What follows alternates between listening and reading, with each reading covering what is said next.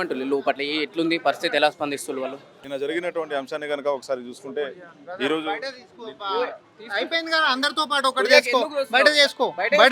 అదే చైర్మన్ చెప్తున్నాను. Mirror TV not allowed, mirror TV not allowed. వాళ్ళ కోసం వచ్చినామన్నా, బయట మాట్లాడు. మరి నీకు ఎలా లేదు ఈడ? ఎందుకు ఎలా లేదన్నా? నీకు లేదెలా? వాళ్ళ కోసం వచ్చాం, లేదంటున్నా నేను. వాళ్ళు పిలుస్తూ వచ్చినామన్నా. మిర్రర్ టీవీ మెల్లగా చెప్పన్నా, వాళ్ళు పిలుస్తూ వచ్చినాం మేము.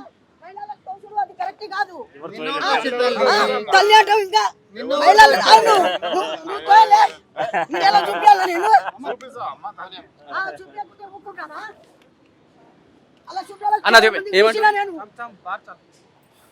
జరుగుతున్నటువంటి కాదు, లోపల ఫార్మాసిటీ కంపెనీ పెడతలేం, స్కూల్స్ పెట్టడానికి వాళ్ళు చెప్పినటువంటి అంశం ఏదైతే ఉందో దానికి మేము నమ్మడం లేదు.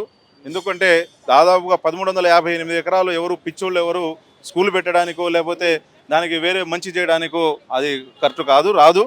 అది అక్కడ కేవలము ఒక ఒక ఒక వాతావరణాన్ని క్రియేట్ చేయడానికి మరి ఈ యొక్క ఉద్యమాన్ని అణగదొక్కడానికి మాట్లాడినట్టు అది కనబడుతుంది. కాబట్టి మేము ఒకవేళ అక్కడ ఉన్నటువంటి ప్రజలకు బేసరిదిగా తీసి న్యాయం జరగకపోతే మాత్రం ఉద్యమాన్ని ఉధృతం చేస్తాం. ఈ ఒక్క రోజులతోటే లేకపోతే అరెస్టులతోటి దాదాపుగా రాష్ట్రం మొత్తం 29 జిల్లాల్లో నాయకులందరినీ అరెస్టు చేశారు. ఈ అరెస్టులతోటి ఉద్యమాన్ని ఆపలేరు.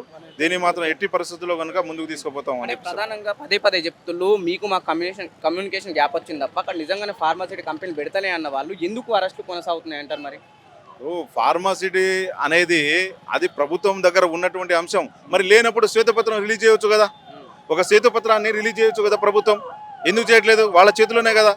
కాబట్టి ఇది కేవలము ఒక ఉవ్వెత్తున జరుగుతున్నటువంటి ఉద్యమాన్ని అడగదొక్కాలి, ఆపాలని చెప్పేసి ఒక ఆలోచనలతోటి మరి ప్రభుత్వం ఉందనే విషయాన్ని కూడా మేము తేటతెల్లమైంది చూస్తాం. ఈరోజు ప్రెస్ మీట్ పెట్టి మేము ఆ యొక్క అంశాన్ని ఫార్మాసిటీ కాదని చెప్పేసి మరి గౌరవ ఎమ్మెల్యేల గారు అక్కడ ఉన్నటువంటి మరి ఎంపీ గారు చెప్పడం జరిగింది. వాళ్ళ బలరాం నాయక్ గారు చెప్పారు, అలాగే ఎమ్మెల్యే రామచంద్ర నాయక్ గారు చెప్పారు. అదే రకంగా మేము ముందుకెళ్తాం. ఒకవేళ వాళ్లకు ఎక్కడైతే పోలీసులు అడ్డంలో ఉండి మన జైల్లో ఉన్నటువంటి వ్యక్తులు ఎవరైతే ఉన్నారో వాళ్లకు బేసరిత కనుక రిలీజ్ చేయకపోతే మరో 2 రోజుల్లో ఉద్యమాన్ని కొనసాగుతాం. జై సేవలాల్. అసలు చెప్పుకోనికి వచ్చినందుకు వాళ్ళు అక్కడ ఉన్న బలరాం నాయక్ గారిని కలవడం జరిగింది. ఇక్కడ ఏదైతే బలరాం నాయక్ గారు అక్కడ ఫార్మాసిటీ కంపెనీలు పెట్టట్లేదు, కొడంగల్లో కేవలం స్కూల్స్ కాలేజీలు పెడుతున్నాం, మీకు మా కమ్యూనికేషన్ గ్యాప్ వచ్చిందని చెప్పడం జరుగుతుంది. సో మరోవైపు కూడా వాళ్ళ సమస్యలు తెలుసుకోవడానికి వచ్చిన మీడియా పైన కూడా దాడి చేయడం జరుగుతుంది. సామ రామ్మోహన్ రెడ్డి గారు.